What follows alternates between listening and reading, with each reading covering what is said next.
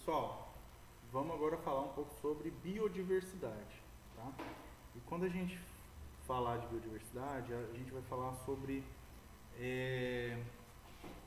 como as espécies acontecem, onde elas acontecem e por que elas acontecem, onde elas acontecem. Tá? O estudo da biodiversidade, ele vai tratar O estudo da biodiversidade ele vai tratar sobre esses três pilares quando a gente estuda a natureza. O termo geral biodiversidade, então, refere-se à variação entre os organismos e os sistemas ecológicos em todos os níveis, incluindo a variação genética nas populações, as diferenças morfológicas e funcionais entre espécies e a variação na estrutura do bioma e nos processos ecossistêmicos, tanto nos sistemas terrestres quanto nos sistemas aquáticos, tá? Lembra lá que a gente já viu que a gente tem dois principais tipos de ecossistema, né? Os terrestres e os aquáticos. E eles acontecem de maneira diferente, perfeito? Eles têm os seus ciclos, mas eles acontecem de maneira diferente. Por exemplo, uma das diferenças, né, é que os produtores de um ecossistema terrestre, quem vai ser principalmente? Um de cada vez. Quem que a gente... Um exemplo aí de produtor no ecossistema terrestre.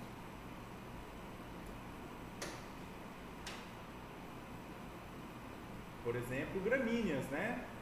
Que é o que os herbívoros comem, certo?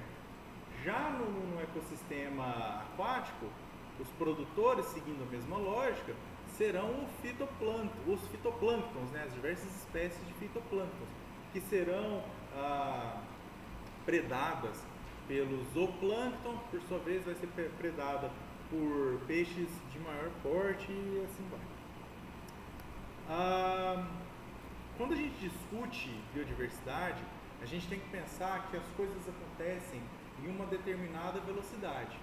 Como a gente viu ali na nossa aula anterior, por exemplo, né, de 1 a 5 a 10 anos, a gente tem as colonizadoras tomando conta de uma área degradada, de uma área abandonada, que ela foi antropizada, perfeito?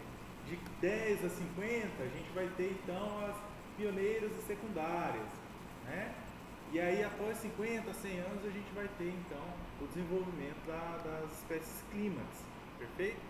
Então essa velocidade funcional dos ecossistemas, ela acontece de maneira diferente para diferentes espécies, diferentes ecossistemas, certo? Mas ela é regulada diariamente. Por quê? Porque a principal fonte de energia dos ecossistemas, qual é? Qual é a principal fonte de energia dos ecossistemas? Vocês lembram? A luz, né? E a luz que vem do poste ali da esquina. Não, que vem do sol, perfeito? Então essa luz que vem do sol que vai ser a principal fonte de entrada de energia dentro desse ecossistema. E a partir daí, os produtores vão pegar essa luz solar, gases, né, por exemplo, gás carbônico, nutrientes, água, vão transformar isso em biomassa, perfeito? E isso essa energia produzida, né, nessa etapa dos produtores vai passar para os níveis acima dessa cadeia ou dessa teia trófica. Então, ela é condicionada pela velocidade de liberação dos nutrientes dos sólidos, certo? Então, a velocidade de decomposição e mineralização dessa matéria orgânica, né, que está ali disposta no solo, a entrada de energia solar, o ciclo da temperatura, né? E a gente tem um ciclo diário de temperatura, não tem? Começa mais fresquinho de manhã, vai atingir o pico ali por volta de 3 da tarde, 4, 5, 6 começa a escurecer e a temperatura começa a cair de novo e fica fresco à noite, né? Então a gente tem um ciclo diário de temperatura e isso também afeta a produção ecossistêmica e toda a dinâmica, né, dos nossos ecossistemas. A duração dos dias, a gente tem dias mais longos durante o verão e dias mais curtos durante o inverno.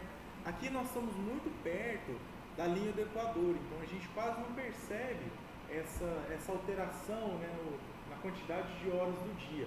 Mas se a gente for, por exemplo, para lugares mais distantes da linha do Equador, por exemplo, a 50 de latitude, né, ali perto do Rio Grande do Sul, Argentina, aí a gente começa a perceber que os dias são mais curtos no inverno e os dias são mais longos no verão.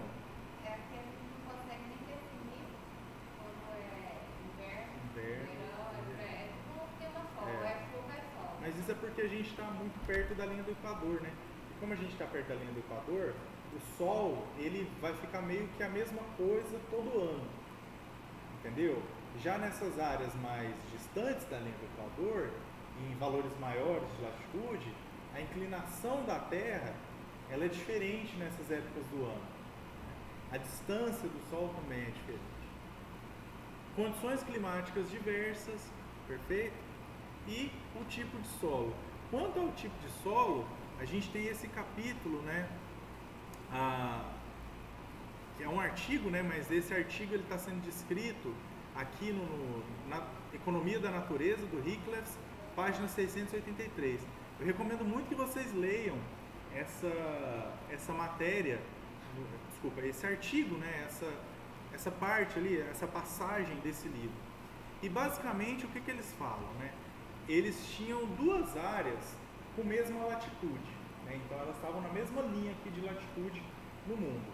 Uma em Cape Floristic, na África, e outra em Cape Cod, na Flórida. Então elas estavam similares ali. Só que a diversidade de espécies em Cape Floristic era muito alta. Eles tinham acima de 9.000 espécies de plantas nessa área. É muita coisa. Em comparação, na Flórida, que está na mesma linha do Equador, na mesma linha ali de latitude, tinha aproximadamente 4.200 espécies. Ou seja, menos da metade, né? Por que isso? E aí eles estudaram, fizeram diversos estudos, vários especialistas foram lá. O pessoal começou estudando condições climáticas, viram que não tinha nada a ver. O pessoal começou a ver questão de proximidade da água, viram que não tinha nada a ver. O pessoal começou a ver questão de distribuição, né, espacial, não tinha nada a ver. Até que eles concluíram que, na verdade, o tipo de solo, nessa área de Cape Floristic, eles têm uma diversidade maior de solo. Então, enquanto, né, na Flórida, que é mais ou menos próximo, né, um lugar similar, era apenas um tipo de solo.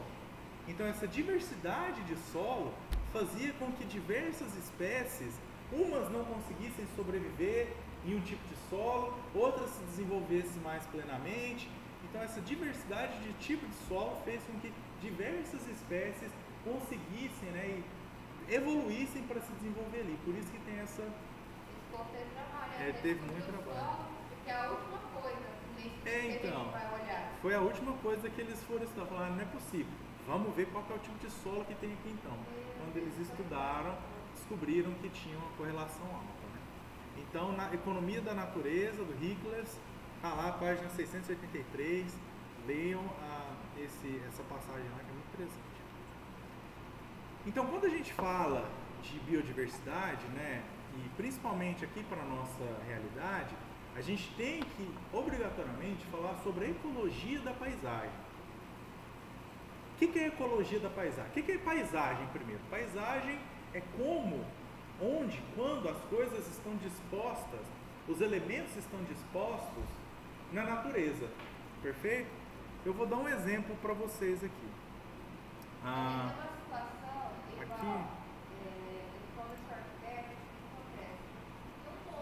De árvores, de plantas, que é excelente para o nosso município, para a nossa região.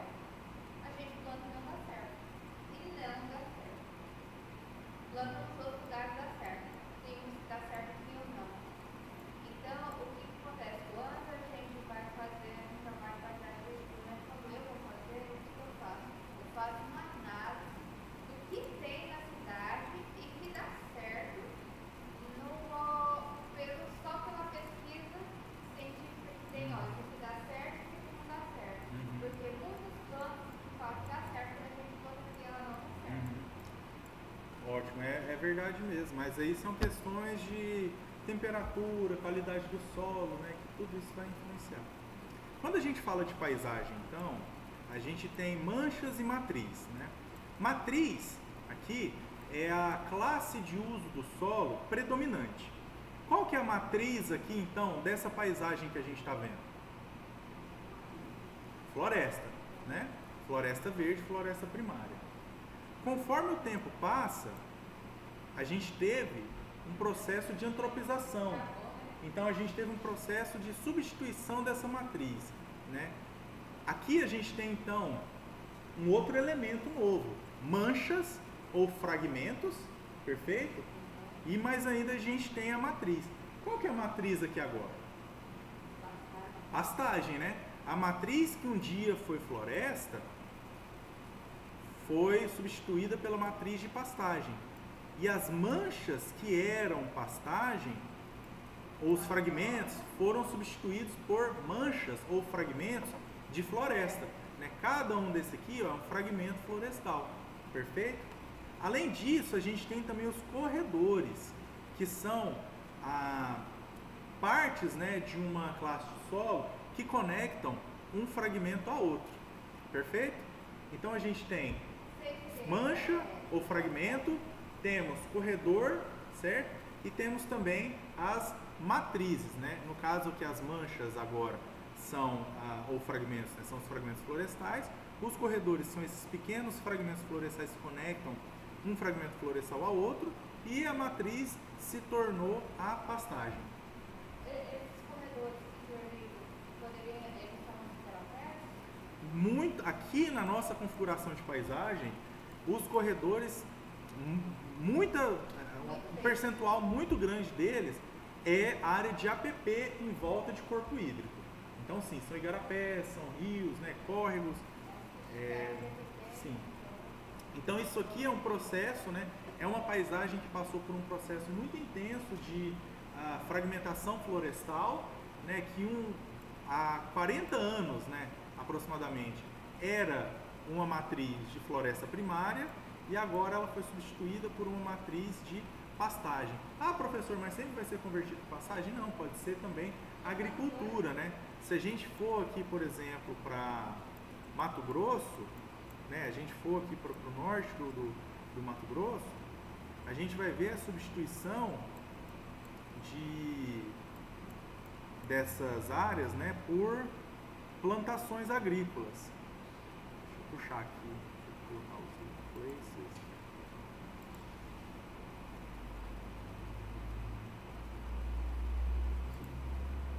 Se a gente puxar aqui, por exemplo, né, Tangará da Serra, pegar Sorriso aqui.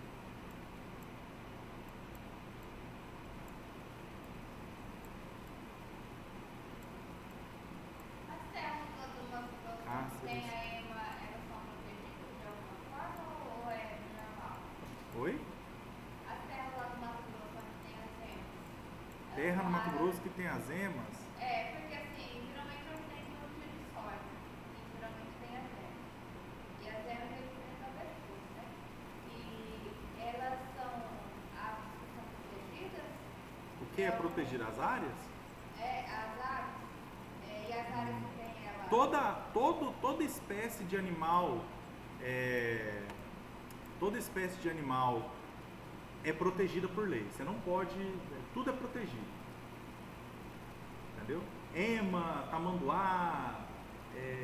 Porque assim, eu percebo que só na região do Mato Grosso.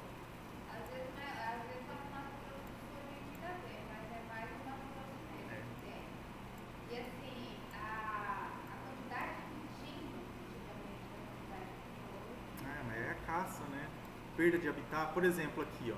Aqui é uma área que foi convertida, né? Ó, era floresta, matriz, e aí foi convertida a matriz de produção agrícola, né? Quando vocês verem, né, esse tipo muito certinho, os quadradinhos muito certinhos, é porque é tudo homogêneo, né? É agrícola, né? Então é produção agrícola. Você vê que são áreas planas, né? Platôs. Eu acho muito bonito quando eu Então, acho muito bonito quando eu de avião for pra praia, né? Mas assim, você olha a topografia, você vê certinho. Tudo isso que a gente vê aqui no mapa, a gente consegue ver a realidade. sim. É uma coisa linda de ver. Igual paisagem, né? Em Brasília, porque assim, em Brasília é espetacular. Aí você segura lá as estradas e você vê tudo aquilo por cima, você tem uma visão. Então você vai gostar de trabalhar com imagem de satélite. E a questão da topografia das outras áreas, a gente vê nitidamente, que dá pra ver, ó, níveis, sólidos, todos os quadradinhos certinho. É torre, é retangular, não é um quadrado, mas é tudo certinho, dá pra ver certinho. É impressionante. E por imagem de satélite também dá pra ver como é que fica. Dá. Então, a ecologia da paisagem vai examinar os padrões e processos ecológicos em grandes escalas espaciais. Perfeito? Então, como que aconteceu o processo de fragmentação florestal? O número de espécies aumenta com a área. Essa é uma máxima que a gente segue.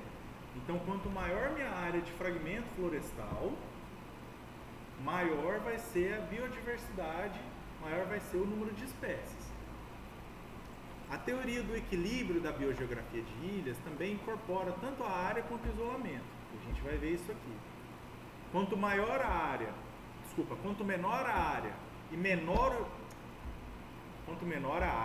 e maior o isolamento, menor a quantidade de espécies. Quanto maior a área e menor o isolamento, ou seja, quanto maior a área e mais juntos forem os fragmentos florestais, maior a quantidade de biodiversidade. Eu tenho a família de cultura. Né? Aham. Em uma escala... E eles foram crescendo tanto que daí acho que na época deve ter tipo 2 machos, ó. Aí separou a família. Eram 11, agora tem uma família de 6, já foram 6. Mas quando eles começaram, quando eles foram e voltaram, eram 4. Aí Lá na sua casa tem uma reservinha e eles ficam... Era lá da área verde, mas eles não ferro. Legal, bacana. Tá. Em uma escala global, a biodiversidade é maior próximo ao Equador e declina em direção aos polos. Então, quanto mais perto do Equador, maior a biodiversidade. Conforme a gente caminha em direção aos polos, menor a biodiversidade. Por que vocês acham que isso acontece? Por causa do clima, né? O que tem a ver o clima?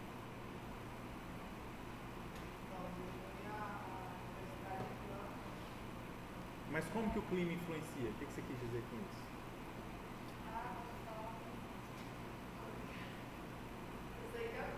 Um dos elementos pode ser a temperatura, né? Porque quanto mais próximo a gente chega dos polos, mais frio fica, certo? Então mais difícil é para manter o ano inteiro a carga de gordura, né? Manter o alimento ali o ano inteiro, né? Tanto que tem os ursos, por exemplo, né? Que eles, da América do Norte, durante o inverno, durante a primavera e o verão, eles comem bastante para fazer estoque de gordura. Quando chega o momento do inverno, eles hibernam. Ah, professor, mas eles vão dormir 24 horas? Não, eles não dormem 24 horas. Eles acordam, fazem xixi, fazem cocô, mas eles ficam mais reclusos, né? E dormem muito mais. Não, ainda gasta. Eles ainda estão vivos, diminui muito significativamente, entendeu? Mas eles ainda continuam fazendo xixi, continuam fazendo cocô. Oi? Cobra? É igual cobra. Cobra, geralmente, quando ela come, né? A gente brinca, nossa, comi tanto no domingo, né? Vou jiboiar agora. Que ela come e ela fica quietinha, estável ali para fazer a digestão.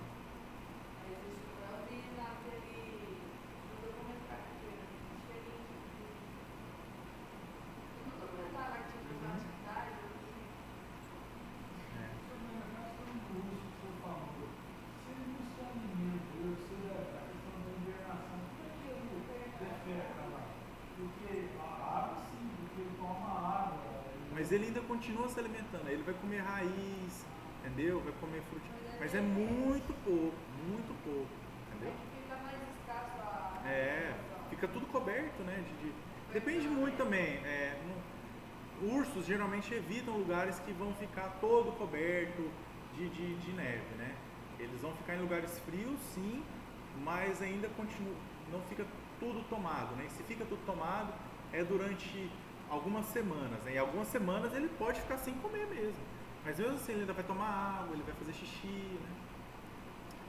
A distribuição de espécies no mundo é afetada também pela história, né, de ocupação desse ambiente. Vamos falar um pouco agora da teoria da biogeografia de ilhas, né, que pressupõe, como eu disse para vocês, que áreas quanto maior o isolamento de um fragmento florestal ou de uma ilha e menor seu tamanho, né, tamanho da ilha ou do fragmento florestal, menor vai ser a biodiversidade. Tá? Isso foi proposto pelo MacArthur e o Wilson, que eles examinaram os padrões de riqueza de espécies nos grupos taxonômicos vivendo em ilhas em diferentes tamanhos. Então aqui no eixo X a gente tem o tamanho da ilha, né? Então de bem pequenininho até muito grande, e aqui no eixo Y a gente tem o número de espécies, que é de nada de espécie até muitas espécies, né? E eles perceberam que quanto menor o tamanho, né, dessas ilhas, menor a quantidade de biodiversidade de espécies, né? Menor o número de espécies. Mas conforme você vai aumentando o tamanho aqui, vai aumentando também a riqueza de espécies. Isso acontece por quê? Porque tem muita competição entre espécies, tem muita predação, tem pouca disponibilidade de recursos naturais, água, alimento, para esse bicho, né, se desenvolver. O tamanho das ilhas afeta a riqueza das espécies, tá? Populações menores geralmente têm taxa de extinção mais alta. Portanto, ilhas menores deveriam sofrer taxas de extinção mais altas, como demonstrado, né, aqui pela curvatura azul, rotulado como pequena aqui, ó. Então, né, taxa de colonização pequena aqui, né, e a taxa de extinção, então seria menor aqui, né? E conforme a taxa de colonização cresce também, né, a taxa de extinção também. Como ilhas menores sustentam populações menores, que são mais vulneráveis à extinção, as ilhas menores têm curvas de extinção aqui, né, mais inclinadas. Então ela é mais acentuada aqui. Em consequência, ilhas menores contêm o S, né, pequeno, em comparação com ilhas maiores, né, que tem o S maior aqui. Então essas ilhas menores, elas vão sofrer mais com extinção. Por que isso acontece, turma? Quando a gente tem pequenos números de espécies, ou se a gente for mesmo para o nível de espécie, né? Se a gente tem uma espécie com poucos indivíduos, porque tem uma área pequena, significa que a carga genética daquela espécie específica é muito baixa, tem pouca variação. E o que traz adaptação para inconsistências, inconstâncias climáticas, inconstâncias adversas, que podem causar esse processo de extinção, é justamente a diversidade genética.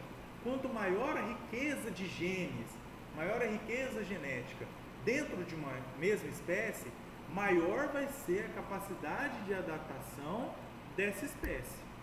Perfeito? Então imagina aqui que isso, de uma hora para outra, ali em 10 anos, a temperatura de uma ilha caiu muito, certo? E aí eu só tenho indivíduos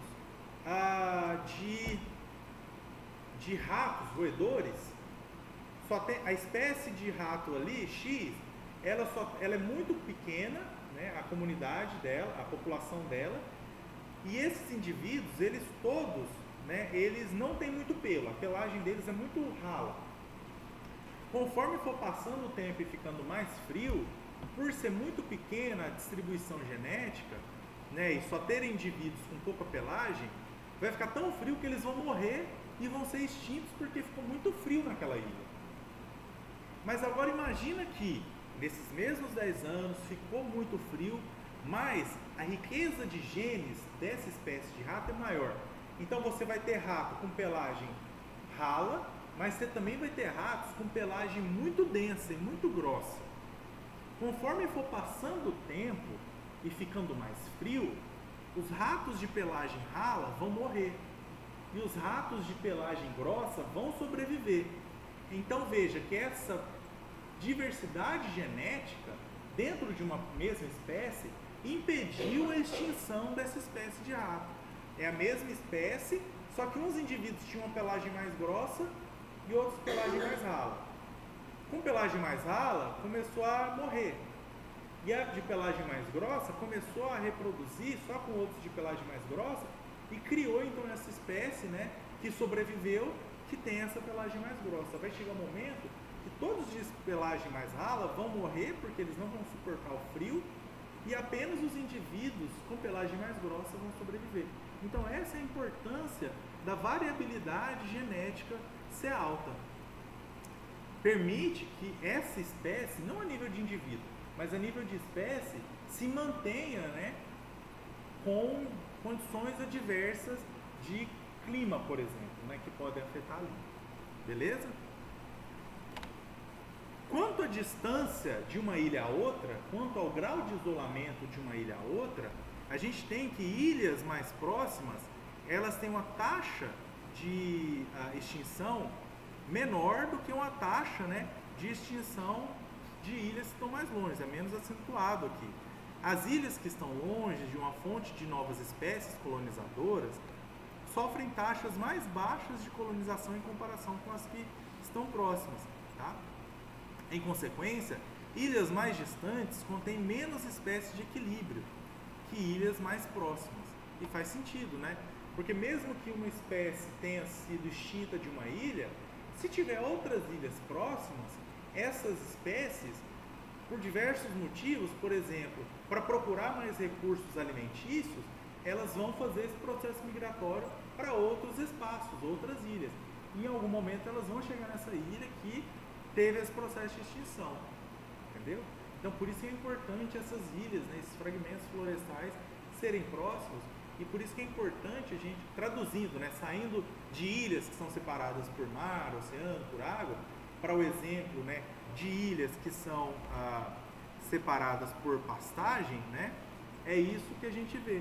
Esses fragmentos florestais que são mais próximos, ou esses fragmentos florestais que são conectados por corredores ecológicos, por exemplo, nessas áreas de APP, eles têm menor tendência a sofrer com esse processo de extinção de algumas espécies, porque ele sempre vai estar sendo recolonizado.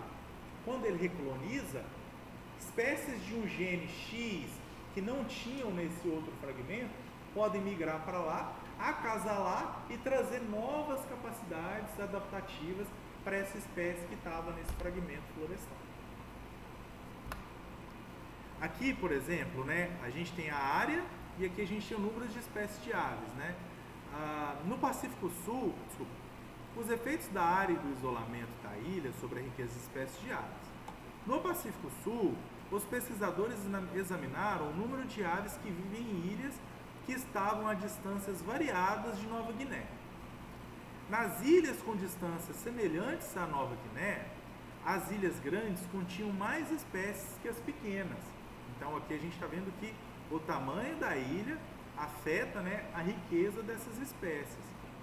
Nas ilhas de área semelhante, as mais próximas à Nova Guiné continham também mais espécies de aves que as mais distantes, tá?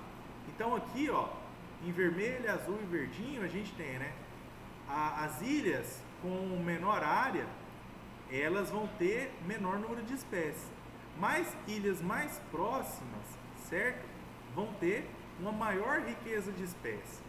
Então ilhas mais próximas, em verdinho aqui, e maiores têm uma maior riqueza de espécies que ilhas mais distantes e menores.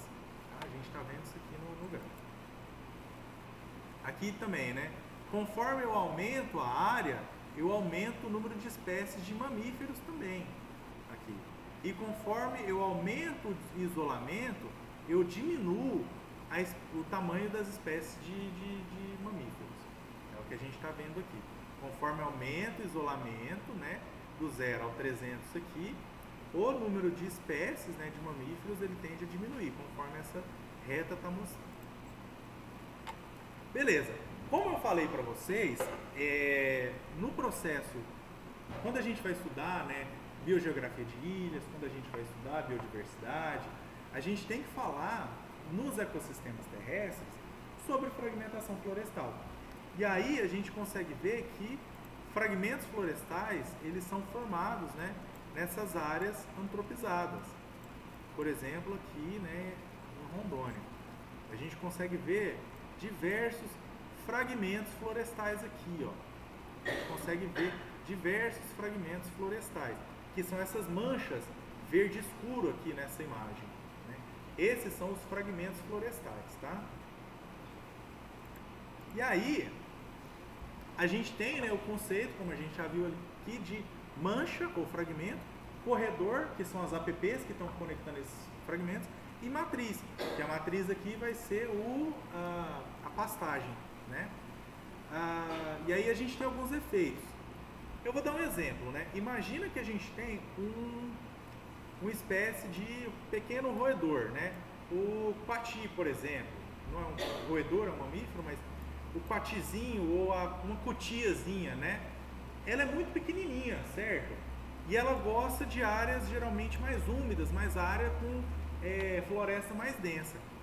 Imagina que ela foi se movimentar desse fragmento aqui para esse.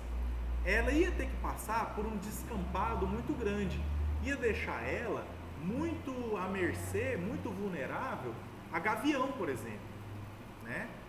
Mas quando ela faz o movimento de ir para esse outro fragmento por uma área de APP, seguindo um curso hídrico com a área que tem uma floresta mais densa, ela consegue se proteger.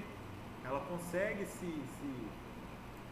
se proteger desses predadores, né, que sobrevoam ali, né? Então essa é a importância, né? Isso é como a gente mostra como ela está mais suscetível. Então, qual o efeito, né, desse processo de fragmentação florestal? A gente tem a quantidade total do habitat diminui. Quando a gente pega aqui, né, uma área que a gente tem aqui, então a matriz, né, com área de agricultura, a mancha vai ser esse verde escuro, verde clarinho aqui, e aí a gente tem a área nuclear. Muitas espécies, pessoal, elas não conseguem se desenvolver e sequer chegam perto dessa área de borda aqui, ó. Então a área de habitat dela vai ser só essa área de núcleo, que varia bastante de espécie para espécie, tá? Mas tem autores que citam 5 metros aqui para dentro, 10 metros, tem espécies que são mais sensíveis. E quais são os efeitos, né, sobre essas espécies? Imagina que isso aqui é uma área de soja, milho e algodão. O que tem, né, nessas áreas? A gente vai ter maquinário agrícola, então poluição sonora, tem muita espécie que é muito sensível a essa poluição sonora. Vai ter poluição de agrotóxicos, muitas espécies são muito sensíveis a isso, né, que o pessoal vem borrifa aqui, né. Vai ter poluição do ar mesmo, né, porque a queima do diesel, né, desses maquinário agrícola vai chegar aqui, então não vai ser um ar tão puro. Vai ter um efeito de temperatura, como a gente viu aqui, ó, como a gente viu aqui no nosso exemplo, né? A temperatura, ela tem um gradiente aqui, né? Então esse efeito de borda aqui, ó, vai ser sentido também por essas espécies, ó. E aí, quais outros elementos a gente consegue perceber também? O número de manchas de habitat aumenta, então o número de fragmentos florestais vão aumentar, o tamanho médio dessas manchas vai diminuir. Se a gente pegar aqui, ó, a gente consegue perceber que, deixa eu puxar aqui para 2013, então a área mais ao norte aqui. Vamos puxar aqui, ó, 85. Se a gente for analisando, a gente vai ver que o número de fragmentos florestais vai aumentar. Então, ó, o número de fragmentos florestais está aumentando, certo? E o tamanho deles vai diminuindo. Aqui, por exemplo, fragmentos que estão diminuindo. Ó, esse fragmento florestal aqui, ele era grande em 82, tá vendo? E agora ele está diminuindo de tamanho. Ele vai diminuindo. Ó, ele vai diminuindo de tamanho, tá vendo? Tanto que ele está diminuindo aqui. Então, com o passar do tempo, esses fragmentos eles se tornam mais isolados e menores. E isso prejudica a biodiversidade nesses ecossistemas terrestres. O tamanho médio das manchas, né, dos fragmentos florestais vai diminuir, como a gente viu. A quantidade de borda de habitat aumenta, então esse efeito de borda aqui vai aumentar. E as áreas de núcleo, conforme o tamanho dos fragmentos diminui, vai diminuir também. O isolamento vai aumentar também, então se eles estão ficando menores, mais escassos, eles vão também se tornar mais isolados. Inversamente, na matriz de habitats entre os fragmentos, com os campos desmatados entre os fragmentos de floresta, a área total aumenta e a matriz se torna mais contínua, né? E é o que a gente está percebendo aqui, ó. A gente percebe isso, né? Que a matriz, né, de pastagem aumentou significativamente. O tamanho do fragmento, esse fragmento aqui, por exemplo, ó, diminuiu, né? Ó, e eles se tornaram mais isolados. Esse fragmento, por exemplo, aqui, ó, chegou até a desaparecer quase e se tornou mais isolado. Quando a gente pensa, então, unidade de conservação, nesse espectro aqui, a gente quer uma unidade de conservação maior, que ela seja mais próxima, se puder também, junta a outra unidade de conservação, e que ela tenha formatos mais arredondados. Ó. Então aqui a gente tem o tamanho da reserva maior é melhor que menor, o número de reservas, uma só reserva é melhor do que 4 ou 5 ou várias reservas menores.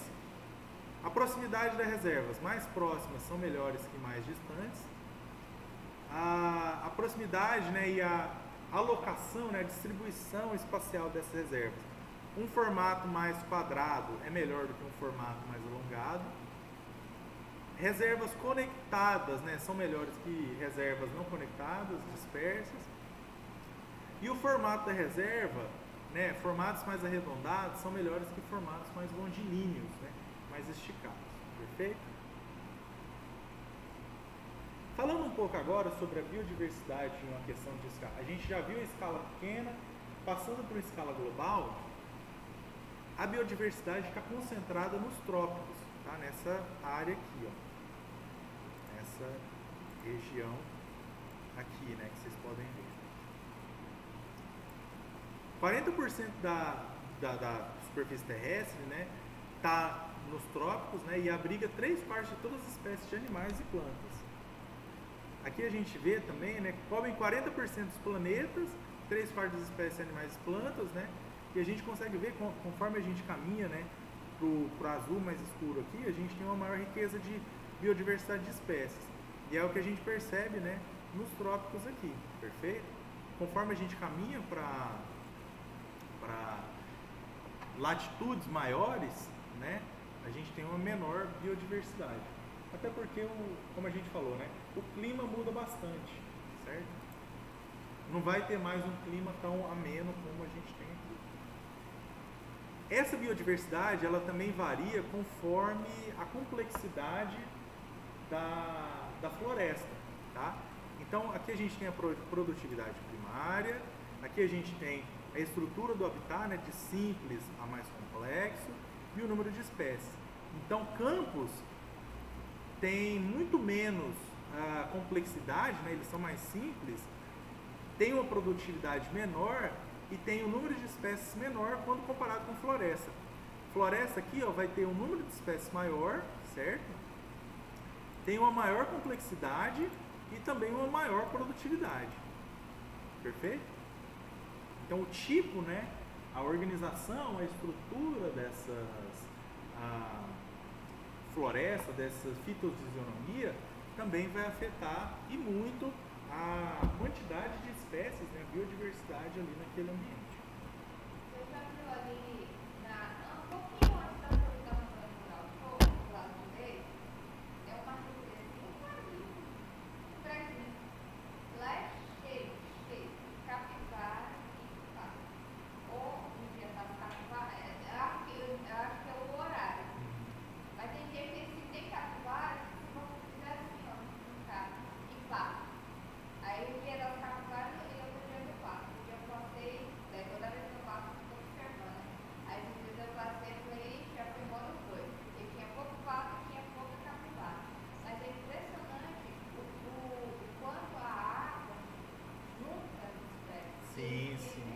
certeza. tranquilamente, mas é Com por certeza. ver, tá? E é porque também geralmente ambientes que têm corpos hídricos, eles são mais ricos em questão de produtividade primária, que é a produção de plantas que esses bichos vão comer. Tem mais fruto, tem mais gramíneas, né?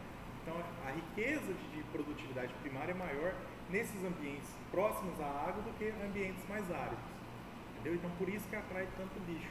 Então, quando eu fui fazer o reflorestamento lá na minha área, quem coordenou foi uma engenheira florestal. Mas se ela tivesse feito igual a apresentação do vídeo, pensado nas espécies e colocado elas mais longe uma da outra, teria funcionado bem melhor. Mais esparçado, né?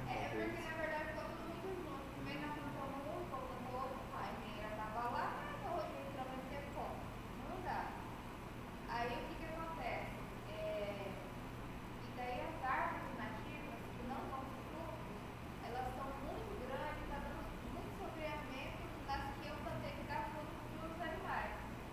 Aí a minha ideia era pegar o quê? Fazer uma poda das árvores que estão plantando Você pode fazer isso sim.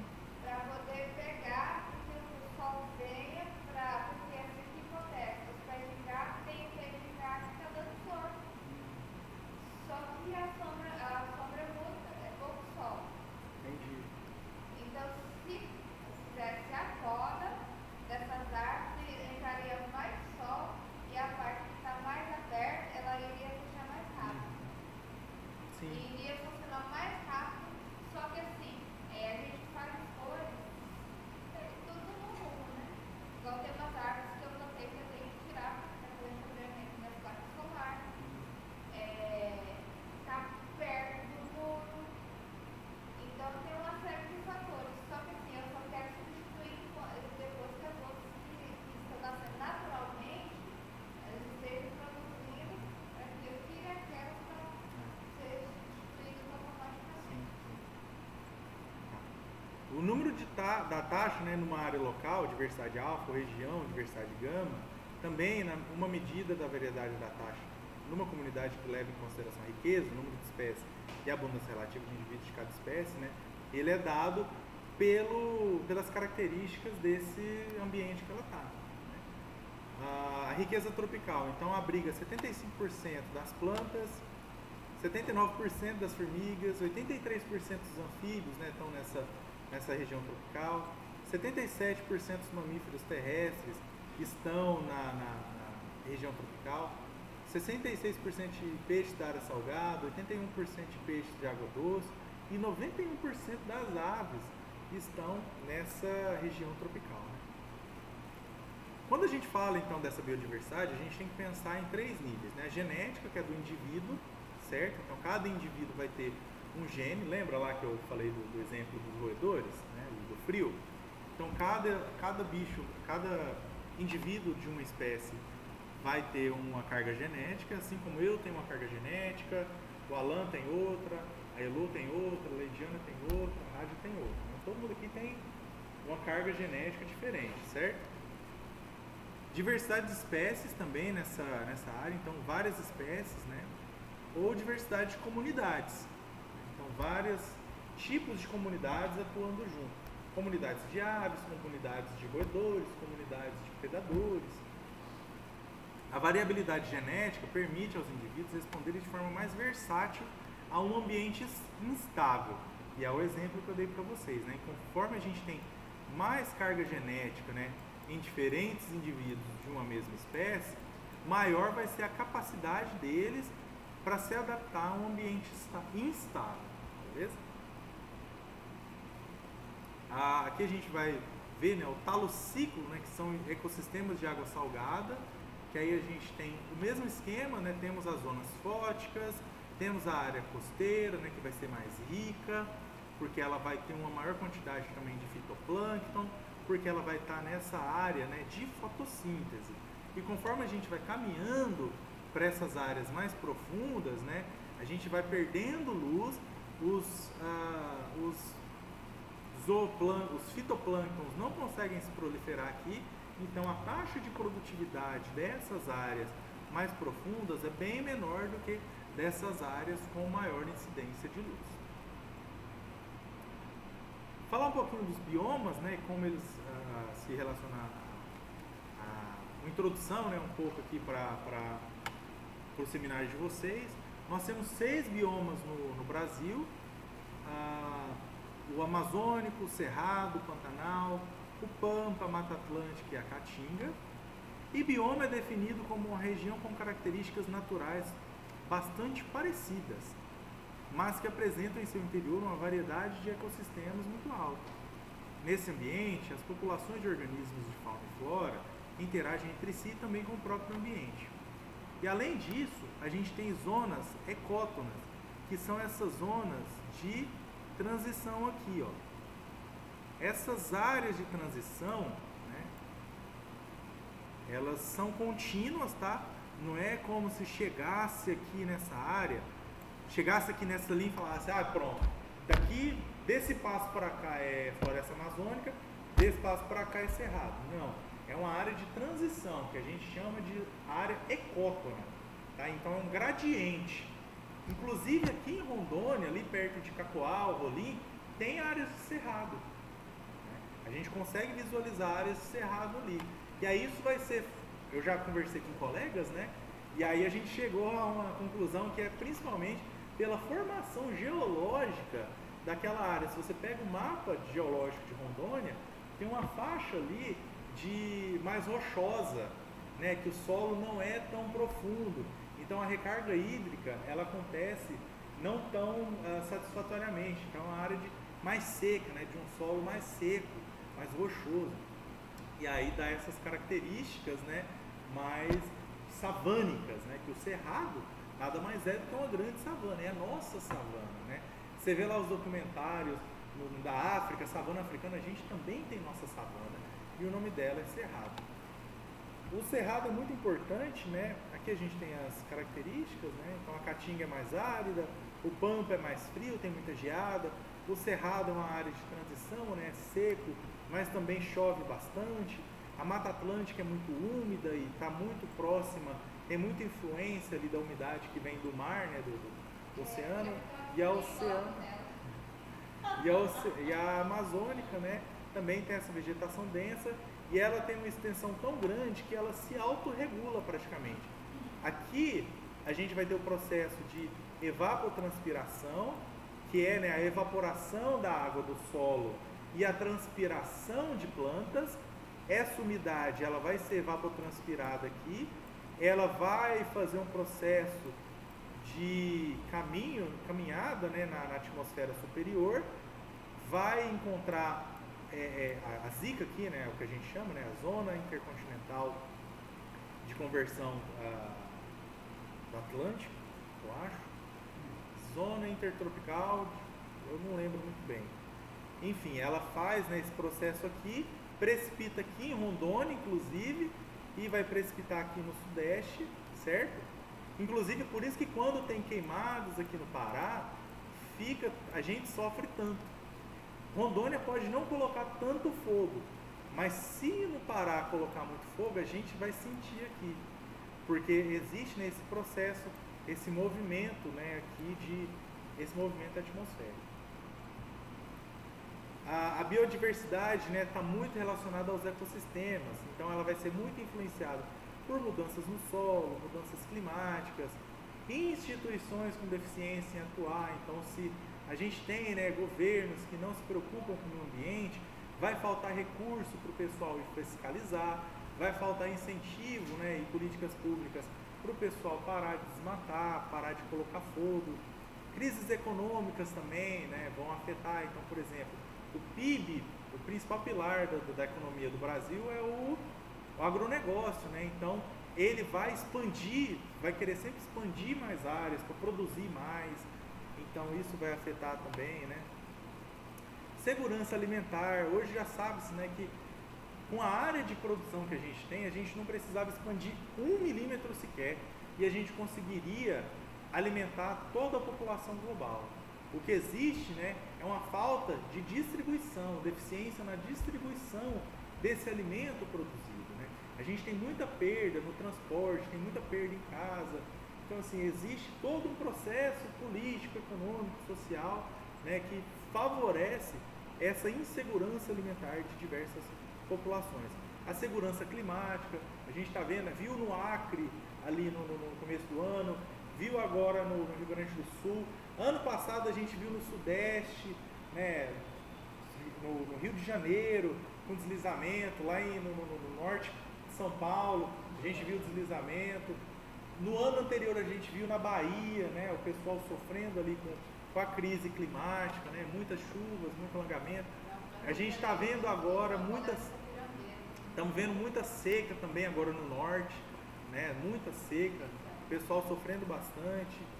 Afeta também a segurança energética, a segurança hídrica e a saúde humana de maneira geral, né? Então a gente tem quais são os riscos para o país se a gente não tem, né? Se a gente não consegue manter a biodiversidade do ecossistema. Perda de produtividade agrícola, disseminação de doenças, né?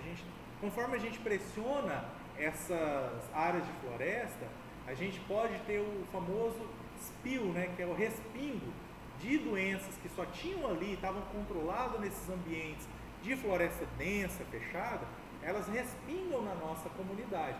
Foi o exemplo da Covid-19. A Covid-19 foi um respingamento, né?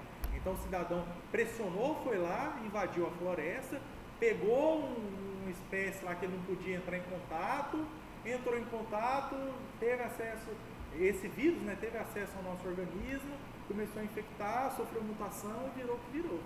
Entendeu? Então a gente está mais suscetível a isso também. Aumento de vulnerabilidade a desastres naturais. Então, por exemplo, se a gente tira a cobertura florestal de encostas, essa encosta vai estar mais suscetível a deslizamento de terra, perda de cobertura da vegetação nativa, aumento de invasões biológicas, né? Enfim, diversos casos, né, que trazem também, né, algumas necessidades e oportunidades.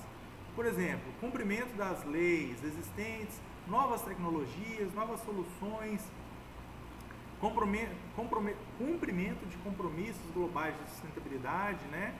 Consumo consciente, recuperação de terras abandonadas, áreas degradadas, expansão das áreas protegidas, né? Então delimitar mais unidades de conservação, delimitar mais terras indígenas, que a gente percebe que elas protegem, né, o desmatamento.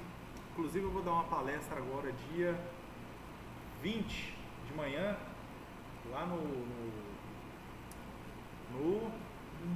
mini auditório, e eu quero vocês lá, vai ser nossa atividade da disciplina, tá? Novas oportunidades surgem então, como desenvolvimento social e econômico, redução da pobreza e desigualdade, liderança ambiental global, né, geração de emprego e renda, valorização de produtos nacionais. Estamos vendo agora o mercado de venda de carbono crescer no Brasil, né? Também. E aí a gente vê, né, que a floresta intacta, ela vai ter a comunidade original, né? E ela vai ser mais rica. E aí conforme a gente tem a perda, a fragmentação de habitats secas, a gente tem a secura, né, dessas bordas, né, e elas se tornam degradadas. Vamos ter abertura de dosséis e essa área aqui, né, que está exposta a condições de luminosidade que não estava acostumada, temperatura que não estava acostumada, vai ficar mais seca essa vegetação e vai se tornar combustível para incêndios florestais. Então o cidadão ele pode até fazer a sua queima controlada ali, foi na SEDAM, pegou lá a sua permissão, está fazendo a queima controlada. Mas se essa biomassa vegetal estiver muito seca, essa borda desse fragmento florestal estiver muito seca, já era. Vai pular ali para aquela área e aí vai queimar, não tem. Sabe, a pessoa pode até ter uma boa vontade, não vou procurar SEDAM, vou fazer tudo certinho, mas fogo é uma coisa que é difícil a gente controlar, né? E a partir daí a gente tem o processo de savanização, que é o que está acontecendo aqui em Rondônia já. A gente está convertendo essas áreas que eram floresta ombrófila densa, ou seja, floresta úmida densa, a gente converteu essa área de floresta úmida densa a pastagem, que é a característica, né, com pequenos fragmentos florestais, que é a característica de savana. Então a gente tem um aumento da temperatura, tem uma mudança, né, nos padrões hídricos do regime hídrico. Então quando chove, não chove tanto. Se chove, né, por exemplo, essas áreas aqui, elas evapotranspiram. Isso aqui é uma área muito grande.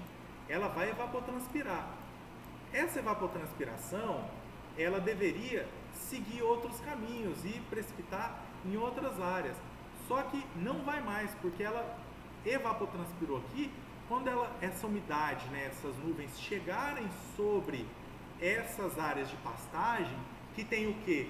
Uma temperatura maior, um albedo, né, que é a luz que bate, vem do sol, bate aqui nessa área de pastagem em volta, refletida, maior também, ela vai encontrar uma área com alta temperatura e vai acontecer o quê? Ela vai acabar precipitando nessa área aqui e não vai conseguir chegar nas áreas que originalmente, há 100 anos atrás, ela precipitava, entendeu? Então a gente está rompendo esses ciclos, né? Conforme a gente remove a floresta, remove a cobertura vegetal primária de floresta para dar lugar para pastagem, para a área agrícola, a gente também altera esses ciclos e esses padrões hidrológicos.